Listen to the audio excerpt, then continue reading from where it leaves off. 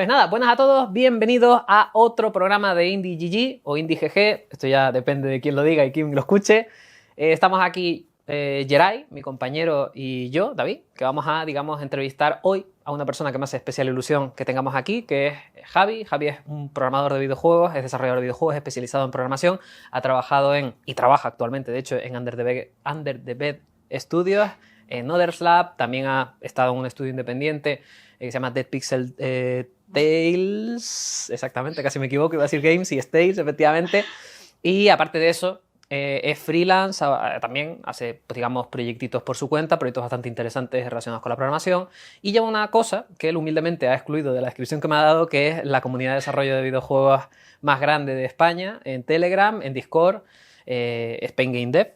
También ha colaborado y ha trabajado organizando diferentes, digamos, game jams a lo largo de estos años. La Spain Game Jam, por un lado, la Mermelada Jam también, colabora con Málaga Jam, también de forma estrecha.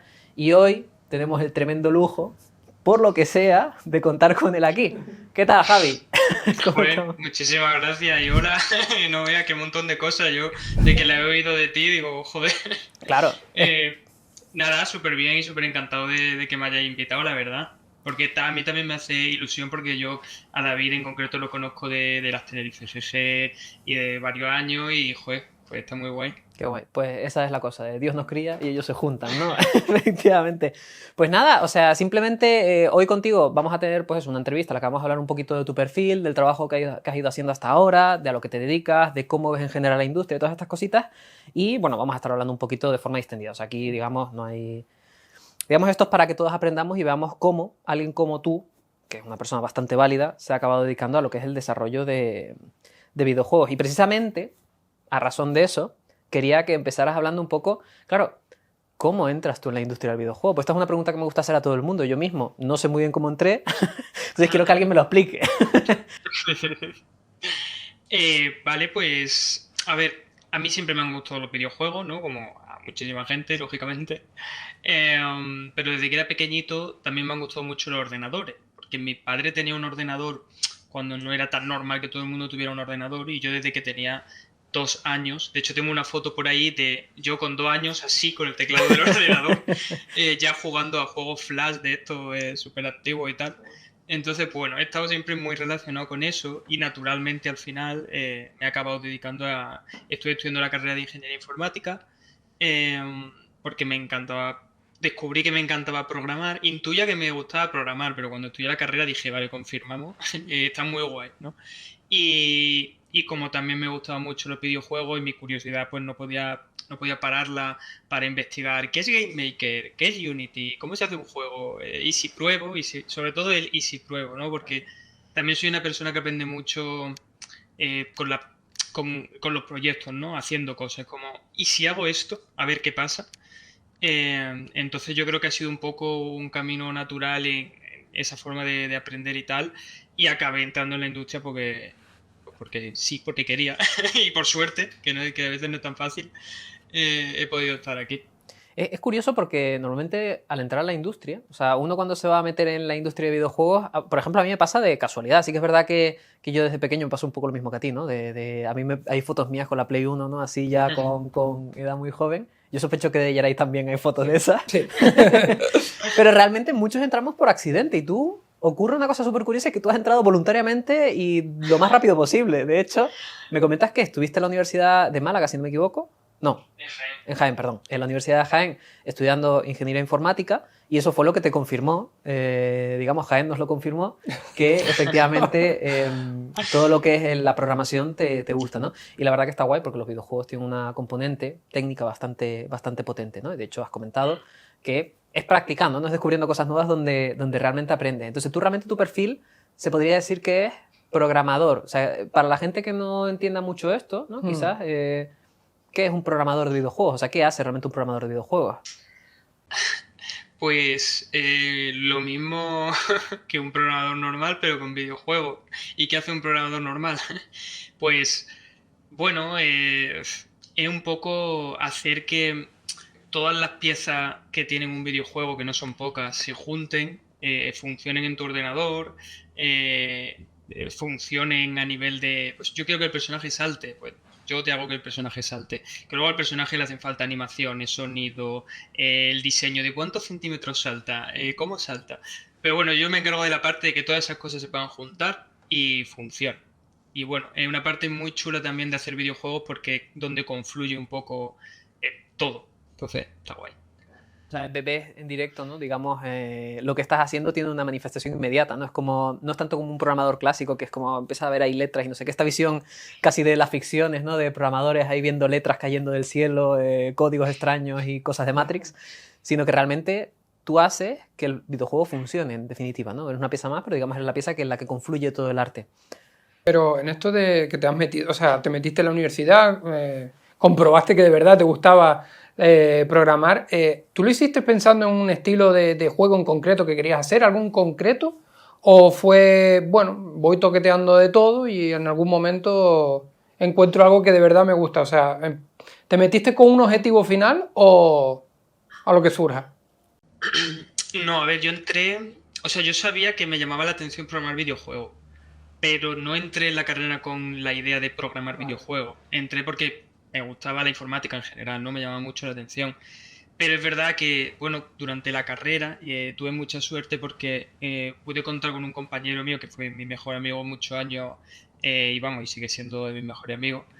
Y con él pude hacer proyectitos en Unity, pude aprender junto a él, pude publicar algunas cosas en la Play Store, pude hacer unos primeros pinitos que sin él hubiera sido mucho más difícil por el simple hecho de que estando dos personas os retroalimentáis todo el rato para no dejarlo y para hacer un poquito más. O sea, parece una tontería, pero bueno, pasa un poco como con el pair programming, ¿no? Y que David, sí, supongo que sabe a lo que me refiero. Cuando programas con otra persona, si está todo bien, el código, aunque tarde un poquito más, sale mucho mejor y las cosas se tienden a hacer mejor porque estás como así en un ping-pong y bueno, no sé. Un poco eso. Fue por casualidad que descubrí luego que me gustaba programar y programar videojuegos también. Muy interesante esto. De hecho, o sea, un poco a colación de esto que dices, ¿no? Fue gracias a este compañero, digamos, gracias a tener esta experiencia vital, universitaria, en la que, más allá de la programación, digamos, de videojuegos, que fue, digamos, una cosa más lateral, viste programación en el sentido más formal, que entiendo que eso es algo que ocurre en una carrera, como un grado de informática, pero quería preguntarte ya de cara, claro, tú terminas la carrera y dices, efectivamente, quiero dedicarme a videojuegos. Esto está clarísimo. En tu caso ya tienes un punto de partida, pero realmente no es sencillo entrar en la industria del videojuego. De hecho, la industria de los videojuegos es, en términos de la parte creativa, la parte, digamos, de creación de videojuegos, es una de las industrias que yo diría, viniendo de otras industrias, muy competitiva. O sea, extremadamente competitiva. Entonces, tú a la hora de entrar en la industria, o sea, primero, ¿cómo lo hiciste? En el sentido de, ¿qué obstáculos te encontraste? Porque hay mucha gente que dice, quiero empezar a trabajar en una empresa y vivir de esto, que mucha gente que no vive de esto realmente, sino que lo toma un poco más como hobby. ¿Tú qué te encontraste a la hora de bueno, entrar ahí? Claro, yo es que creo que no es un caso normal y que tuve muchísima suerte y mucho privilegio porque a raíz de todo lo de Spain Game Devs, que ahora hablamos de eso si quieres, pero a raíz de montar todo eso, yo he tenido la suerte de conocer a muchísima gente y simplemente cuando terminé la carrera yo pensé, quiero dedicarme o quiero dedicarme un tiempo a hacer videojuegos en VR. Y de hecho quería dedicarme a eso porque no me gusta tanto. Entonces quería un trabajo que tampoco me apasionara mucho para poder dedicarle tiempo con más ganas a mis proyectos personales. Fue un poco como una estrategia así, sí. Entonces, claro, yo conocí a una persona que hacía juego en VR, le escribí, era amigo, y le dije, oye, mira, ¿conoce alguna empresa que esté buscando gente de esto? Y él me pudo recomendar directamente a Others, que es la empresa en la que estuve trabajando un tiempo, que hacían juegos en VR y que estuve muy bien allí, la verdad. Entonces, claro, yo como ya tenía muchos contactos, o sea, suena feo, pero en realidad es parte también, creo yo, de entrar a un sitio, o sea, no a una empresa, pero sí a una industria. Y entonces tuve esa suerte, pero creo que de normal no es tan fácil. Eh, pero bueno, un poco fue, esa es mi experiencia, claro. Claro. O sea, en base a tu experiencia, claro, a eso es a lo que voy. Quiero decir, tú me has dicho, es que yo he tenido mucha suerte. Que bueno, eso te lo voy a aceptar, pero yo sé que tú en realidad te lo has currado bastante. Pero claro, precisamente por eso, o sea, tú has tenido suerte porque a lo mejor se te han dado una serie de cuestiones y has mencionado la cuestión de los contactos, por ejemplo, ¿no? Tener contactos no es nada negativo, de hecho es algo muy positivo. Al final la industria del videojuego es una industria vive de los contactos, porque de eso va. O sea, yo sé quién hace esto bien, te lo presento, yo sé quién te conviene para resolver este problema. Entonces, ¿tú crees que los contactos dentro de la industria, o sea, tú, a alguien que está empezando, le recomiendas esta dinámica de intentar hacer contactos? ¿Cómo puede una persona empezar a conocer gente dentro de la industria? Digamos, es más bien la pregunta, ¿no? Claro, a ver, yo creo que es importante, pero es sobre todo importante hacerlo de forma genuina. Es decir, tú no vas a conocer a gente para que te enchufen en una empresa. Eso no funciona así, vamos. Normalmente la gente no es tonta y se da cuenta de la gente que está por interés. Entonces sí que está guay, por ejemplo, Málaga Jam, que es algo con lo que, como has dicho, colaboro y estoy en la organización y demás. Si tú vas a participar en jams porque tienes el tiempo y puedes permitírtelo y conoces allí a 300 personas que van en cada edición, al final tienes ahí como pues contactos que hace, gente que hace lo mismo que tú, o gente que a lo mejor se complementa muy bien contigo. Nada más que esa tontería ya te abre a un montón de puertas y un montón de personas también que aunque no te den trabajo, pueden ser muy buenos compañeros, muy buenos amigos, que al final va de eso también. Y entonces yo sí que recomiendo que de forma genuina y con las oportunidades que puedas tener cerca, intentes conocer gente. No contacto, gente, pero sí, ¿sabes? Que hay una diferencia ahí. Sí, quizás ese puede ser el término que a la gente le echa un poco para atrás, a tratar a la gente como si fueran herramientas, ¿no? No estamos Ya, hablando claro. tanto de eso, sino estamos hablando más de los contactos integrales. O sea, digamos como dentro de una industria, al final, pues lo que me pasa a mí, yo cuando tengo, el otro día me pasaba, ¿no? Un estudio, de hecho, que vamos a entrevistar, me llamaba porque, claro, yo soy programador también y me decía, David, es que a ti te conocemos de una cosa que no tiene nada que ver con esto, pero sabemos que sabes resolvernos este problema. ¿Nos puedes echar un cable, por favor? Y yo, coño, claro, genial, para eso estamos. Esa es la gracia, ¿no? Igual que yo en cualquier momento llamar a Javi y decirle, Javi, socorro.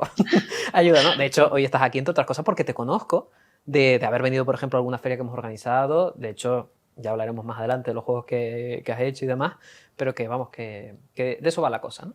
Entonces, quería saltar un poquito, ya que he cogido el guión y el guión son los padres. Entonces, como lo has mencionado, vamos a saltar directamente ahí, vamos a jugar un poco, ¿vale? Has hablado de la Málaga Jam, ¿no? Que es una Game Jam, básicamente, que se organiza en Málaga todos los años. Si no me equivoco, se organiza, no sé si en el contexto de otra Jam, no sé si es en la Ludundare, creo que no tiene nada que ver. La Global Game Jam. En la Global Game Jam. Bueno, En la Global Game Jam, tienen dos efectivamente. ediciones, una en verano que se ha hecho siempre, digamos, no relacionada con la Global, y la otra que en enero es como sede de la Global. Claro. Pues si quieres, háblanos un poquito, porque claro, que estamos diciendo palabras así medio Sí. extrañas y Geray estará poniendo cara de no sé qué me están hablando estos señores. ¿Vale? Cuéntanos, ¿qué es esto de la Game Jam? Pues claro, para mí es gelatina de juego o algo así, ¿no? Claro, a ver, una Game Jam es un evento que se hace en el contexto del desarrollo de videojuegos, en el que básicamente hay un tiempo y tienes que hacer un juego de cero en ese tiempo. De cero, ¿no?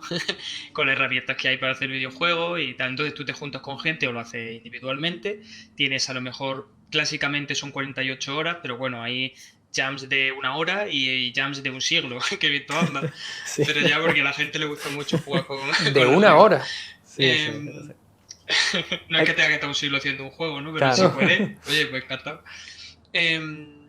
Entonces, eso te hace un equipito, pues hay un programador, una persona que dibuja, una persona que hace música, y en 48 horas os hacéis un juego. Y eso es una Game Jam. Suena muy loco, pero es posible, y se pueden hacer cosas muy chulas en tan poco tiempo. ¿Qué vas? Ahí un poco Durmiendo. como si fuera un matchmaking de programadores. Llegas allí y dices, oye, alguien diseña, oye, yo sé programar. Vamos a hacer sí. premada y vamos a hacer la... Literalmente. Hostia, Sí, ¿no? sí. Es algo así como una hackathon, básicamente. Lo que pasa es que de videojuegos no es exactamente lo mismo, porque el término no es exactamente el mismo, pero la idea es efectivamente, tú vas a estos sitios y precisamente por eso lo quería sacar, porque vas a conocer gente. O sea, tú... Pero, por ejemplo, o sea, tú imagínate, yo que no tengo ni puñetera idea de hacer juegos, nada, cero. Y al igual que hay alguien viéndonos que a lo mejor no tiene ni idea y se entera que hay una Jam, ¿tendría lugar esa persona que no sabe absolutamente nada en esa Jam como para aprender algo, como de alguna manera? O sea, ¿yo podría Sí, sí, participar ahí y saldría con algo positivo o es solo para gente que ya sabe hacer cosas? Totalmente. O sea, a ver, depende un poco también de la jam en la que participes, porque, por ejemplo, si tú participas en una jam online con un equipo como muy competitivo que quiere hacer un juego súper tal, a lo mejor lo pasa un poco mal. Pero, por ejemplo, Málaga Jam está muy basada en el buen rollo, en ir allí a pasártelo bien. De hecho, es que a la gente le gustan más las actividades que hacemos complementariamente que hacer el juego, y lo entiendo porque está muy divertido. Entonces, alguien que no sepa hacer videojuegos puede ir allí, y hay gente que lo hace todos los años y todas las ediciones, y aprender. A lo mejor no va a salir sabiendo hacer un videojuego de cero, pero vas a poner voces, vas a dibujar algo sale, y con amigos sobre todo. Claro, Hace también. amigos. Es un poco el formato, vamos a decir, casi que la idea LAN Party, ¿no? Esta que va todo el mundo a Sí. reunirse ahí a jugar un poco, y digamos que hacer un juego es la excusa, ¿vale? O sea, digamos, todo el mundo está ahí porque tiene que estar y ya veremos lo que surge, ¿no? Entonces, esto está muy guay. Entonces, precisamente hilando con lo que te preguntaba antes, ¿no? De cara a los contactos y todo esto, para alguien que está empezando en la industria, realmente una Game Jam es algo positivo, entiendo, ¿no? Sí, totalmente. O sea, si es en persona, más todavía, porque bueno, siempre se hace más contacto, pero hay un montón de jams online, y hay, vamos, que con Itch.io, que es una página como muy famosa para hostear game jams, hay cientos de jams todos los meses. Todos Entonces los hay días. para todos los gustos. Más bien todos los días hay cientos de jams, Todos ¿eh? los días, todos los días. Efectivamente. Vale, ahora vamos a hablar un poco de ti, de tu libro, ¿no? Realmente, un poco en la misma línea, ¿no? Pero claro, una cosa es quién va a la Jam a disfrutarla y otra cosa es quién la organiza. Y esto es un evento, ¿verdad? Entonces quería preguntarte, Geray y yo en realidad, tú ya nos conoces precisamente de eso, también hemos organizado eventos, sabemos lo que es el sufrimiento, la desesperación, ver el techo arder. Sí. Y quería preguntarte desde el lado de organizar una Jam, especialmente la Málaga Jam, que ahora mismo, si no me equivoco, es la Jam más grande de toda España, que se hace todos los años, básicamente. 300 personas dijiste, si no me equivoco, y con razón. Entonces, lo que te quería preguntar es, ya desde la experiencia de organización, ¿qué es lo que te llevas tú de eso? O sea, digamos a nivel en general, ¿qué significa organizar una Jam, ¿no? ¿Qué significa organizar, más allá de una Jam, un evento de este tipo? Bueno, al final, lo bonito, ¿no?, de organizar un evento así. Bueno, en Málaga Jam, por ejemplo, es que somos como 20 personas en la organización. Entonces, ahí es un poco diferente a cuando he organizado jams en grupos más pequeños, porque aquí se diluye mucho más, bueno, se diluye, se reparte más el trabajo. Entonces, bueno, tú haces como una parte, ¿no? Pero bueno, en general hacer un evento de este tipo es muy bonito, porque ve a la gente participar, ve a la gente hacer amigos, ve a la gente encontrar equipos para proyectos futuros. Entonces, la verdad que es un poco duro a veces organizarla, pero bueno, y participar a veces también, que son 48 horas. Pero bueno, pues no sé, yo creo que eso es lo mejor. Al final, ver que lo que has hecho, ¿no?, sirve para que la industria o el tejido industrial crezca, ¿no? Porque literalmente está haciendo que se formen conexiones entre gente y se formen equipos. Entonces eso está muy guay. Y el tema, o sea, a la hora de organizar una, eso, a lo mejor la pregunta suena una tontería, pero eso lleva unas reglas para que sea una Jam, porque tiene que cumplirlas, todas las que se hacen tienen que ser así, se tiene que usar el mismo motor gráfico, ¿funciona así o es como aquí nos reunimos y cada uno hace como quiera? Hay infinitos tipos de reglas. Hay jams donde, por ejemplo, la Godot Jam, Godot, no sé si lo conoces, pero es un motor para hacer videojuegos. ¿No? Pues en la Godot Jam, a ver, te haces un juego con Godot, por ejemplo.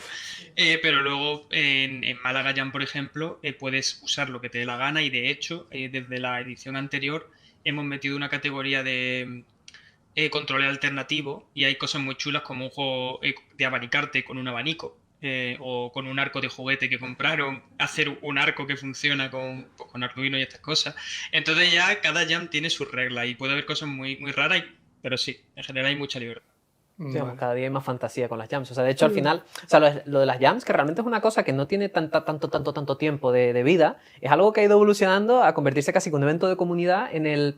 Exacto, vamos a jugar. Yo ya te digo, he visto jams que son específicas de juegos de mesa, específicas de... O sea, que tiene de todo. O sea, juegos de Vale. mesa, juegos electrónicos incluso, ¿no? De esto de coger y hacerte una PCB, ¿no? Y soldar aquello allí en directo para tener un control específico que sea, por lo que dice Javi, ¿no? Un abanico que hace así y ahí has ganado la partida, ¿no? Esto está bastante guay. Ya retomando un poquito el camino, digamos, no tanto por el lado de organización de eventos, que es algo que tú ya llevas bastante años haciendo, no solo con Málaga Jam, sino también con la Spain Game Dev, o sea, con la Spain Game Jam, perdón.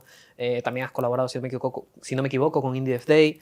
Vale, pero volviendo ya a lo que es comunidad, tú tienes una cosa súper curiosa, que a mí me parece flipante, y es que montaste en Telegram y después, posteriormente en Discord, para terminar de poner el remate, lo que es la comunidad de desarrollo de videojuegos más grande de toda España, realmente, que es Spain Game Dev, tanto en Telegram como en Discord. Entonces quería preguntarte un poco por qué, ¿no? Porque eso yo lo he hablado contigo alguna vez y sé de buena tinta que es un berenjenal de 3 pares de narices, pero quería preguntarte cómo surge eso, ¿no? ¿Por qué decides montar esa comunidad y dónde está eso hoy? Claro.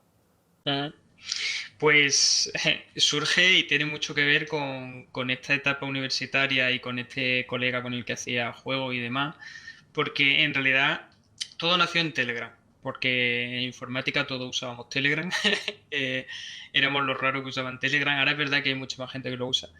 Y mi amigo y yo queríamos hacer un grupo de gente que usa Unity, para hablar con gente que usa Unity.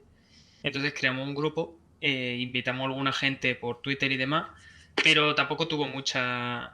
Nada, se unieron 5 o 6 personas y el grupo estaba prácticamente muerto. De hecho ya había más grupos que de Telegram sobre Unity y tal, entonces tampoco tenía mucho sentido. Pero un día, no recuerdo ya muy bien por qué, pero dijimos, oye, ¿y si ese grupo que hicimos luego invirtiéramos en un grupo sobre desarrollo de videojuegos en general? Que no encontramos ninguno. Fue un poco porque tampoco lo encontrábamos, ¿no? Y bueno, cambiamos un poco el rollo del grupo, hicimos un logo súper cutrón, madre mía, hace mucho tiempo de eso. Y empezamos a intentar moverlo un poquito por Twitter sobre todo, que era lo que más usaba. Se empezó a unir gente y hubo una revista o no sé, alguien de Twitter con muchos seguidores que movió el grupo. Y eso hizo de repente un efecto de bola de nieve. Yo creo que mucho porque no existía un grupo así. Entonces, claro, es como, anda, mira, un grupo de desarrollo de videojuegos y yo videojuegos me voy a unir. Y empezó eso un poco a crecer. Y realmente lleva ya como desde 2018 aproximadamente, que son 6 años más o menos, ¿no? Y, y nada, ahora es un grupo con muchísima gente, ha tenido su etapa. Lo más difícil en realidad es tener un grupo así, porque ha sido todo muy orgánico y ha crecido muy orgánicamente y la gente siempre vio muy buen rollo. Pero es verdad que, claro, cuando es un grupo tan grande, hay veces que es complicado gestionar que llega gente y suelta barbaridades, o llega gente y le falta el respeto a otra gente. Y claro, tener que ser la persona que dice fuera del grupo es un poco a veces. No me gusta, ¿no? Entonces, pero no, pero es verdad que a veces hay que hacerlo porque si no el grupo pues muere por...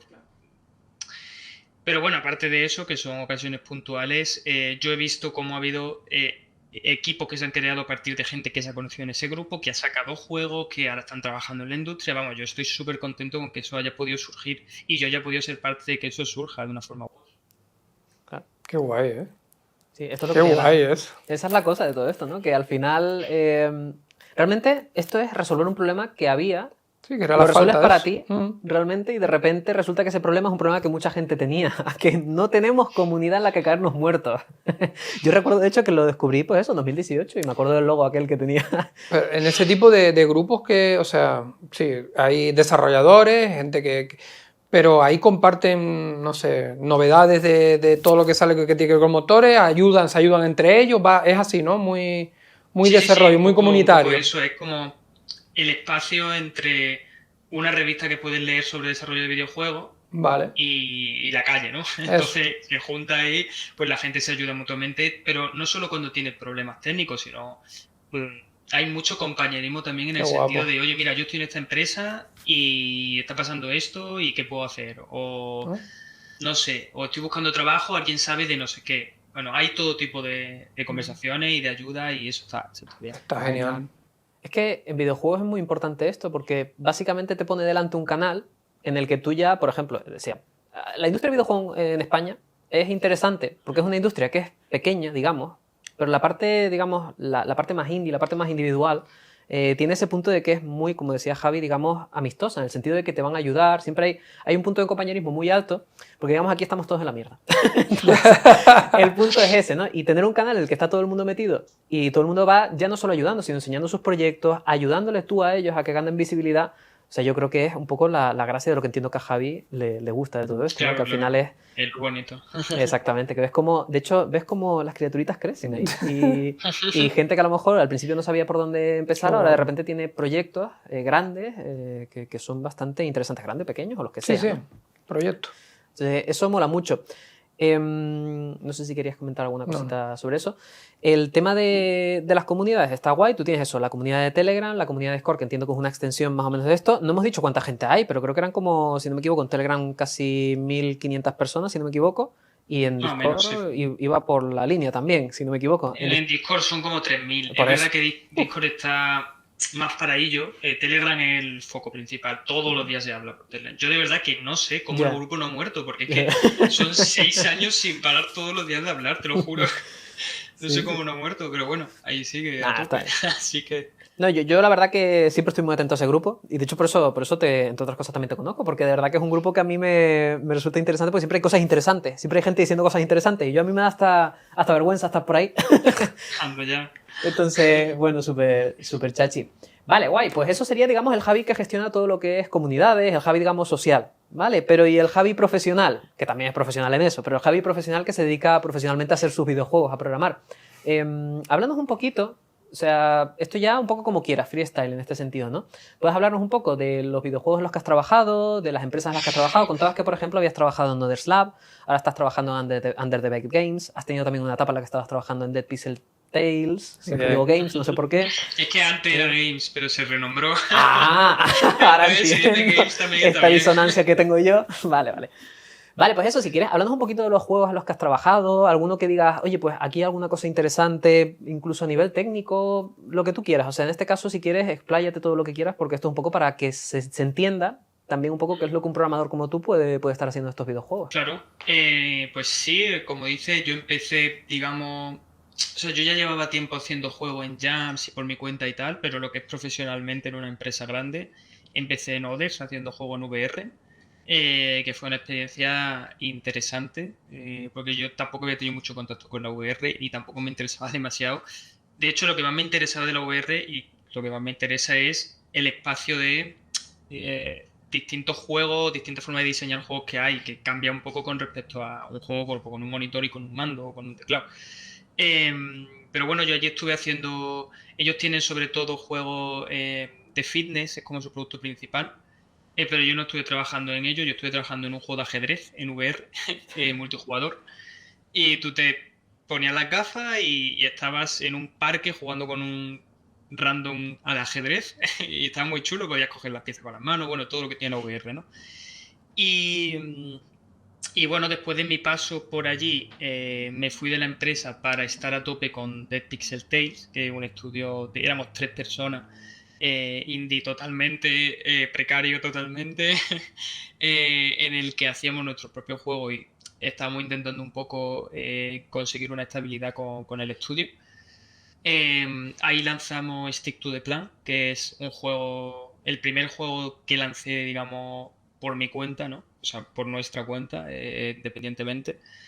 Que es un juego de un perro que tiene un palo muy grande y tiene que llegar al final de cada nivel. Tienes que maniobrar un poco, es un juego de puzzle. Eh, y bueno, eso fue una experiencia muy enriquecedora. Yo aprendí muchísimo de esa experiencia, sobre todo porque es hacer un juego de 0 a 100. Desde que nace la idea hasta que está en Steam con los parches. Entonces, claro, aprendí muchísimo de ese proceso porque también en el equipo era el único programador propiamente, ¿no? Y entonces pues tuve que tanquearme todo lo que es el desarrollo de 0 a 100, que fue muy, muy, muy interesante. Y bueno, yo en este año, en enero, dejé Dead Pixel Taste porque ser indie es muy difícil y mi salud mental lo necesitaba. Sí, esto, perdón que te interrumpa, o sea, de esto hablaremos ahora un poquito porque es una de las cosas que no se suelen comentar y es que cuando tú te dedicas a videojuegos, especialmente desde este punto, ¿no? De tener un estudio chiquitín que quieras hacer que salga adelante, o sea, tu salud mental se resiente, obviamente. O sea, tú básicamente estás haciendo lo posible por comer y vivir. O sea, que estás como jugando en las dos tierras de poder trabajar y poder vivir de ese trabajo, ¿no? Perdón que te interrumpiera, pero es que ahora vamos a comentar eso y creo que es muy importante. Sí, sí, sí, hablamos de eso porque es un buen tema, desde luego. Eh, y nada, y eso lo dejé en enero. Mis compis siguen con un proyecto súper chulo que espero que salga no sé, pronto porque va a estar guapísimo. Y, y luego entré en Under the Bed, que ya es un estudio indie también, pero bueno, era un poco menos indie, o al menos tenía el dinero para comer, que ya es una gran diferencia. Y ellos habían lanzado Tales from Candlefold, que es un juego de aventura gráfica, escape room, así de folk horror, muy chulo.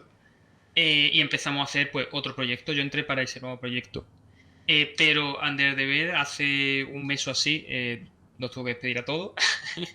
Se acabó el dinero porque hacer un juego es muy complicado y financiarlos más todavía. Entonces ya no hubo otra opción. Y ahora no estoy en Under the Bed, claro. Estoy como freelance haciendo algunos proyectos mercenariamente para comer y descansando. Bueno, en realidad es mentira, porque bueno, tengo una cosa ahí entre manos que surgió un poco de la nada y que si sale pues va a estar increíblemente bien, pero de hecho pasado mañana se decide, o mañana, así que bueno, pero eso no puedo decir nada todavía. Bueno, igual cuando se emita esto, puede ser Bueno, que eso ya se haya igual, publicado. Pero está guay, ¿no? Genial. Pues, hombre, a ver, es normal, ¿no? O sea, al final, cuando te estás dedicando a videojuegos, tienes esta cosa de claro, si trabajas por una empresa grande, una empresa estable, mejor dicho, una empresa que pueda facturar, que ahora mismo en España no hay tantas, digamos, claro, tienes esa seguridad y puedes vivir de esto, pero es lo que comentaba antes, la industria de videojuegos, especialmente en España, y ya si te hablo de Canarias, nos quedamos bien contentos, claro, es una industria que es muy dura para entrar precisamente porque es muy difícil mantenerse a flote. Entonces, quería hablar, volviendo un poquito a lo que comentabas de Pixel Tales, no por nada, sino simplemente porque es el ejemplo quizás más fácil de entender con todo esto para los que van a escuchar el podcast. Claro, ahí hablas de una cosa que es muy interesante y tiene que ver con lo que es la pasión por desarrollar videojuegos, lo que es ¿no? O sea, una cosa bonita que tienen los videojuegos es que todos los que estamos aquí, pues yo diría la absoluta mayoría, nos dedicamos a videojuegos porque nos gustan mucho. Entre otras cosas porque como industria, es probablemente de las industrias peor pagadas de todo el mundo. Para los perfiles como nosotros, ¿no? Y esto Javi se ríe porque sabe que es verdad. Pero vamos, como un castillo, la verdad. Desde fuera da la sensación que si quieres hacer un juego tienes que estar reventado, o sea, que tienes que ser una persona que lo vas a pasar mal, que no tienes para dónde caerte muerto. Sí. Es la sensación que me da cada vez que escucho a todo lo que tiene que ver con indie. Y mi pregunta es, vale, entonces, o sea, ¿lo hacéis porque os encanta? ¿O porque siempre se sueña con que, oye, voy a hacer un juego de una manera que por lo que sea lo va a petar y me va a sacar de la pobreza? Buena pregunta, ¿eh? Yo creo que se entra por eso último que has dicho y te quedas por lo de que está muy guay hacer juegos. Es verdad que en muchos estudios y mucha gente, y es normal, cuando empiezan a hacer juegos dicen, lo voy a petar. Ya tengo una idea increíble y lo voy a petar. Y eso nunca pasa. Nunca. Porque no funciona así. Un mercado y una industria no funcionan así normalmente. O sea, hay excepciones, ¿no? Pero excepciones siempre tienen detrás también el por qué han sido así. No es porque sí. Entonces, bueno, yo creo que al principio siempre se empieza con la idea de hacer juegos súper tal y súper cual, pero luego creo que es importante adaptar tu mentalidad, sobre todo si quieres tener un estudio, a que tienes que hacer cosas rentables. Eso no significa que tengas que hacer juegos de casino, que tengas que hacer un triple A de disparo, de no sé qué. Simplemente que tienes que entender por qué la gente compra juegos, qué juegos compra la gente y qué puedes hacer tú y adaptarte un poco al mercado, ¿no? Eso desde una perspectiva profesional y digamos de negocio. Luego, si tú quieres hacer juegos porque te encanta, porque hay gente que lo hace solo porque le encanta y hace las cosas más raras que has visto en tu vida y a veces salen bien y si no salen bien da igual, pues también está perfecto, porque al final yo creo que una cosa que tienen los videojuegos que no tiene, yo qué sé, pues una aplicación de la lista de la compra es que es arte. Que a lo mejor también puede ser arte de la lista de la compra, ¿eh? Digo yo que no. Pero al final es como una película, pero con muchas más cosas que se mueven y que pueden interactuar y tal. Entonces hay un componente de pasión que tiene que estar ahí obligatoriamente si es un arte, entiendo yo. O sea, no que tengas que tener pasión, pero que va a estarlo en alguna de las personas que lo hacen, seguro. Entonces, bueno. ¿En qué momento? O sea, porque yo me imagino esto de que mucha gente supongo que empieza igual, en plan, lo que tú dijiste antes. Voy a hacer un juego que lo va a petar, porque tengo una idea que es brutal. O sea, entiendo que casi todos han pasado por el mismo proceso de que llega un momento en el desarrollo o en el planteamiento que dice, pues al igual voy a tener que cambiar cosas. O sea, ¿en qué momento de empezar tu juego te das cuenta de que te has flipado? Es que, claro, eso es un poco como la curva esta de... ¿Cómo se llamaba? Dunning-Kruger. No sé, sí, Dunning-Kruger. Es como tú crees que sabes hacer juego hasta que llegas al punto en el que te das cuenta de que no tienes ni idea de lo que hace un juego porque es mucho más complejo de lo que parece y entonces obligatoriamente te vas a pegar la torta porque, o sea, puede que no pase siempre, pero siempre que haces tus primeros juegos y bueno, y tus quintos y tus décimos y siempre que haces juegos no puedes calcular bien el coste de todo en tiempo y en complejidad y siempre hay cosas que salen. Yo creo que al final aprender a hacer juegos es un poco eh, aprender de la experiencia de los demás, que creo que son muy importantes y te ahorran muchas tortas, pero también pegarte tus propias tortas y a la próxima saber hacerlo un poquito mejor. Entonces es que es inevitable que llegue un punto, como tú dices, no sé decirte cuándo, pero va a llegar en el que va a decir, hostia, ¿qué hago ahora? Y bueno, hay juegos que salen y juegos que no. Sí, a ver, es normal. Si es que esa es un poco lo que quería comentarte antes, ¿no? Y yo creo que Yaray lo ha sintetizado muy bien y es, realmente hay un momento en el que tú como profesional pueden pasar dos cosas.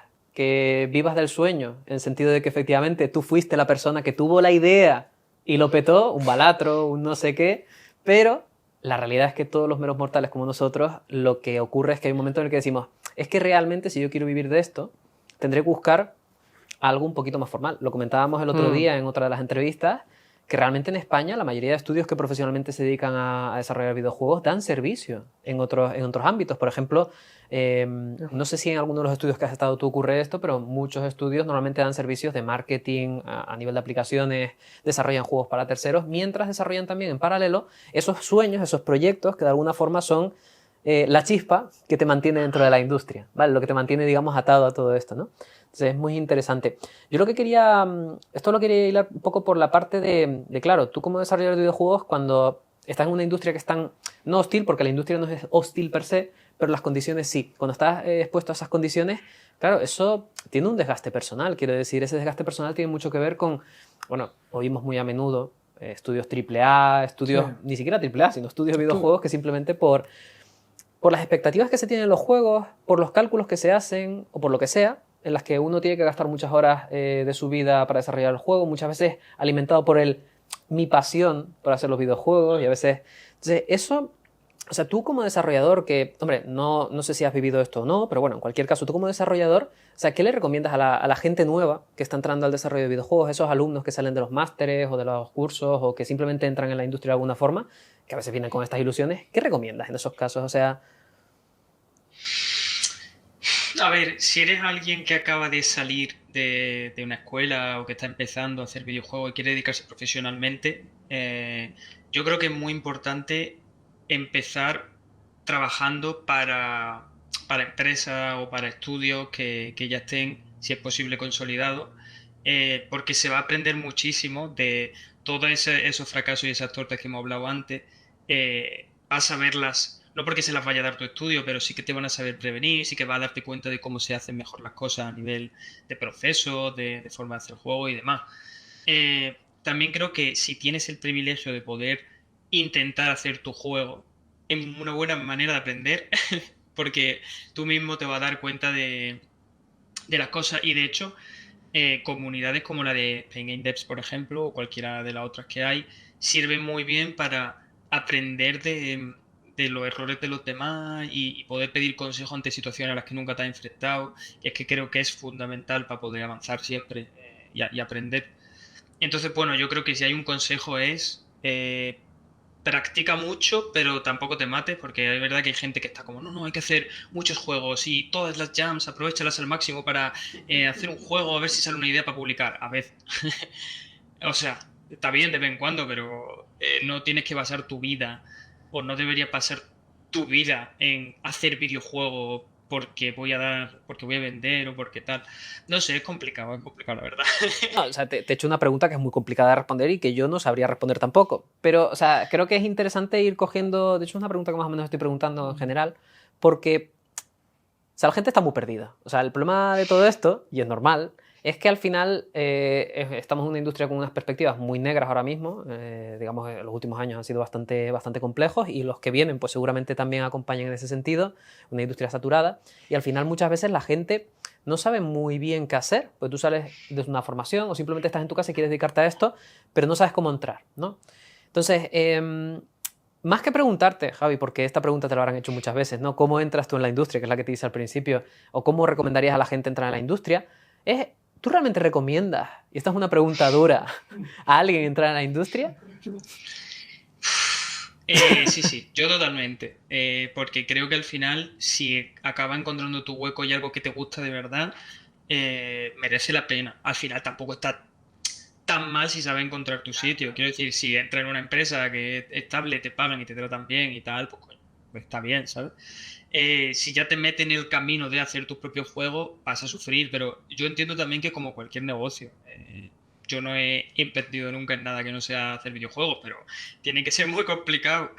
Sobre todo porque, como tú dices, hay una sobresaturación, pero en todo, no solo en videojuegos, en películas, en todo tipo de arte, en todo tipo de productos y en todo tipo de todo, que hace muy difícil competir al final para vivir de algo que tú puedas crear.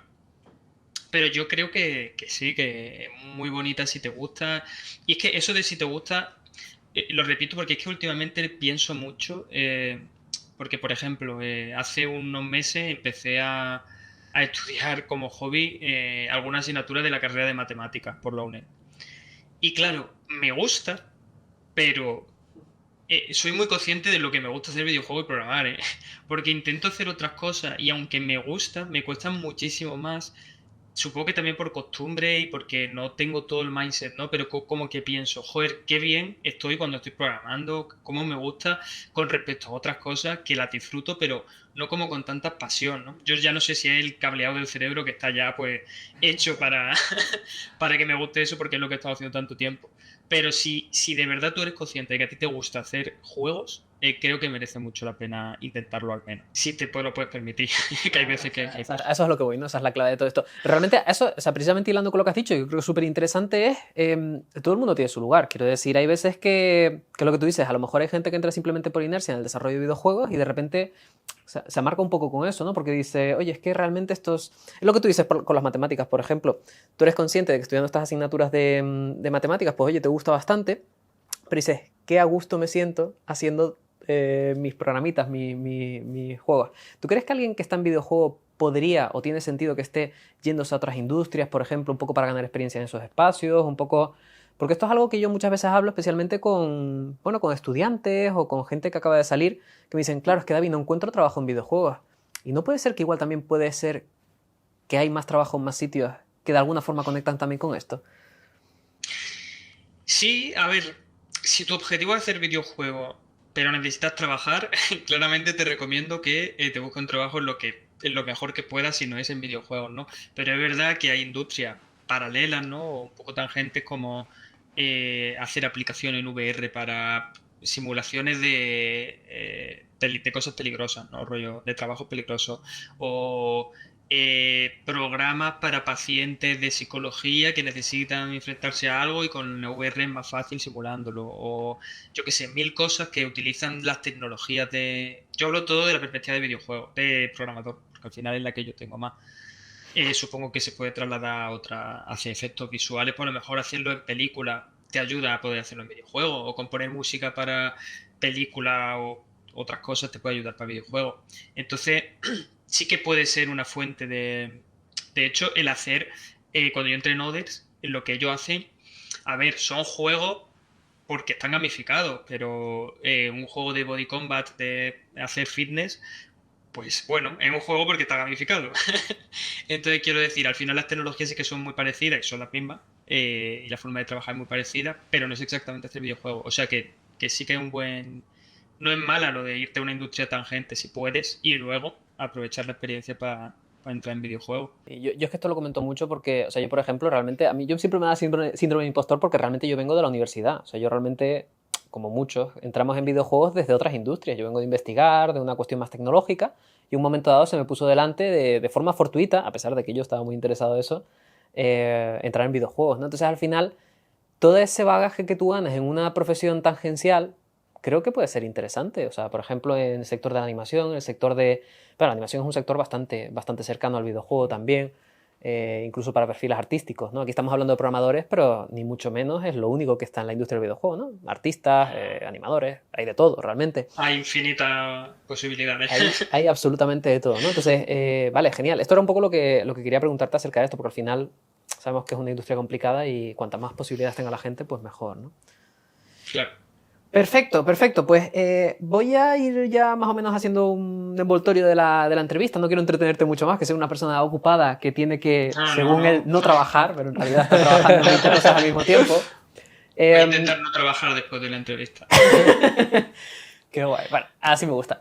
Pues lo que te quería preguntar es, esto no me puede faltar más que nada por dónde vives, ¿vale? Yo sé que tú vives, lo he investigado, por lo que sea. Yo sé que tú vives en Málaga, que es una ciudad que ahora mismo está bastante en boca de todo el mundo, con todo lo que tiene que ver con industrias creativas, con industria audiovisual, con industria principalmente de videojuegos, con toda esa cosa del polo digital de contenidos, bueno, un montón de formaciones que hay. Yo, de hecho, personalmente trabajo con mucha gente de allí. La verdad que la perspectiva que me da, por ejemplo, el otro día estuve por allí y, vamos, el ambiente que había era ambiente de creatividad, ambiente de videojuego, había cosas, había cositas.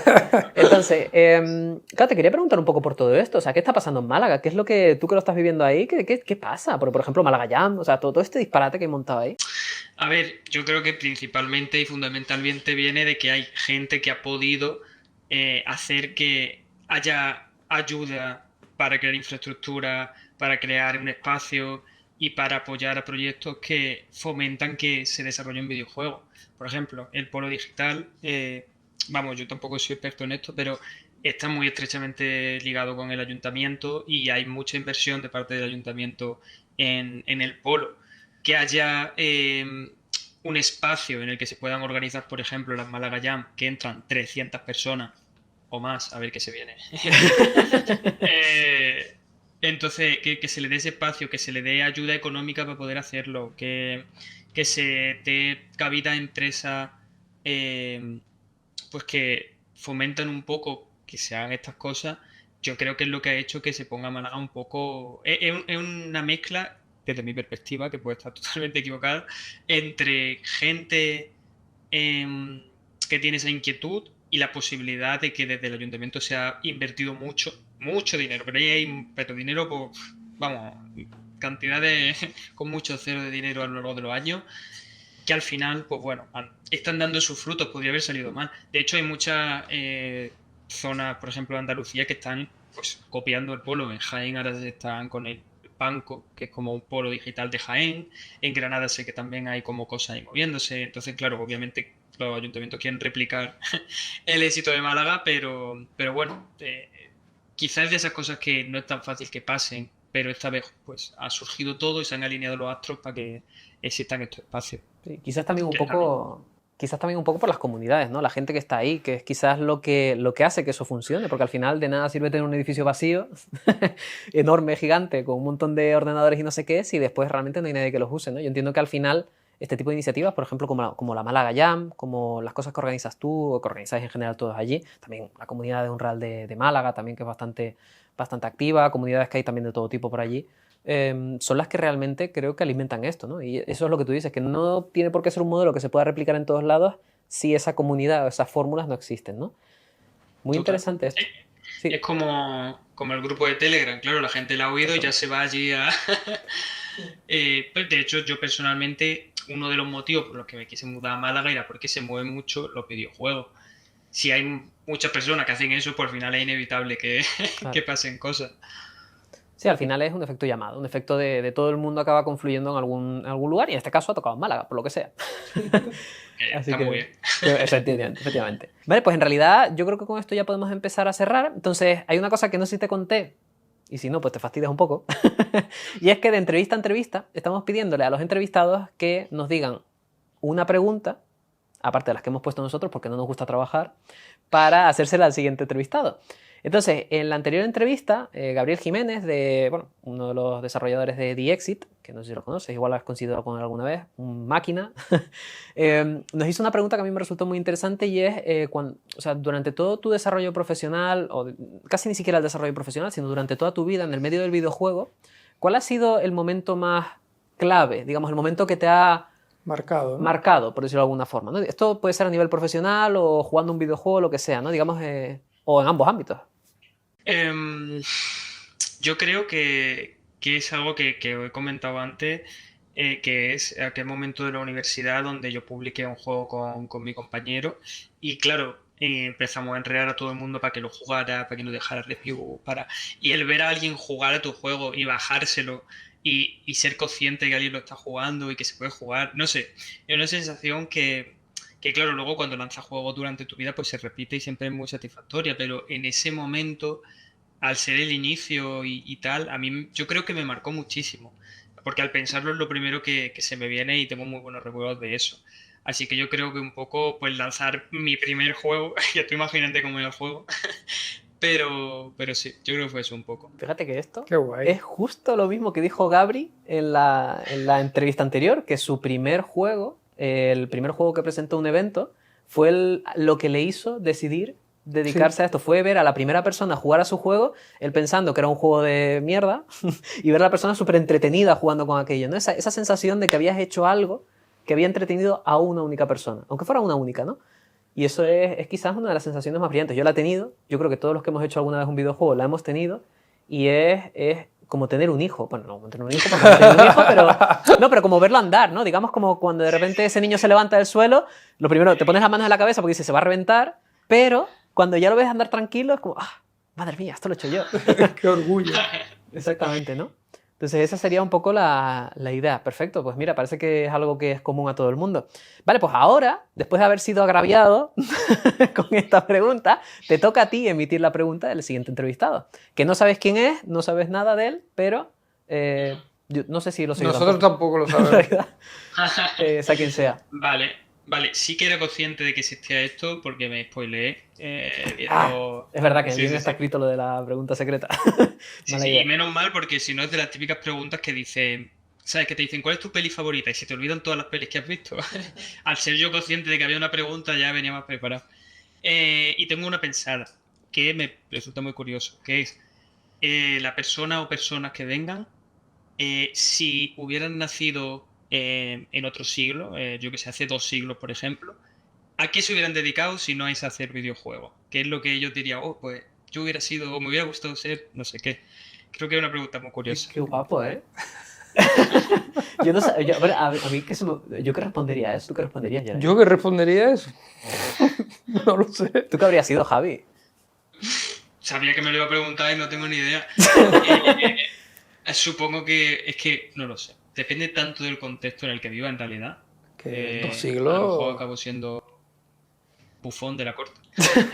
Yo creo que me habría dedicado a algo que tuviera que ver con... O sea, habría sido rollo científico. O sea, científico full Ramón y Cajal, de esto de estar encerrado en un laboratorio y no salir ni para ver la luz del día. A mí me pega más lo que dijo él, lo de bufón. Bufón. Ya está. O sea, igual yo, científico como intento y después bufón accidentalmente, quiero decir. Todo bufón. Todos bufones. Vale, pues yo creo que podemos ir ya empaquetando por aquí. Evidentemente, Javi, muchísimas gracias, 1000 millones de gracias por estar aquí, por acompañarnos una vez más, como siempre, porque de verdad que cualquier cosa que te invito, macho, estás siempre en fila esperando ahí y eso a mí me hace mucha ilusión porque de verdad que eres un tío al que no solo respeto, sino que admiro un montón por todo lo que ha hecho. Muchas gracias. Entonces, Me rojo. ponte rojo, Nada, ponte muchas rojo. porque de gracias a verdad que- vosotros por invitarme. La verdad que todo súper cómodo y se me ha hecho muy corto, incluso. Sí, ese es el peligro Así con que- esto, que yo no me doy cuenta del tiempo que ha pasado y ha pasado 1 hora casi, ya, entonces, Joder. efectivamente.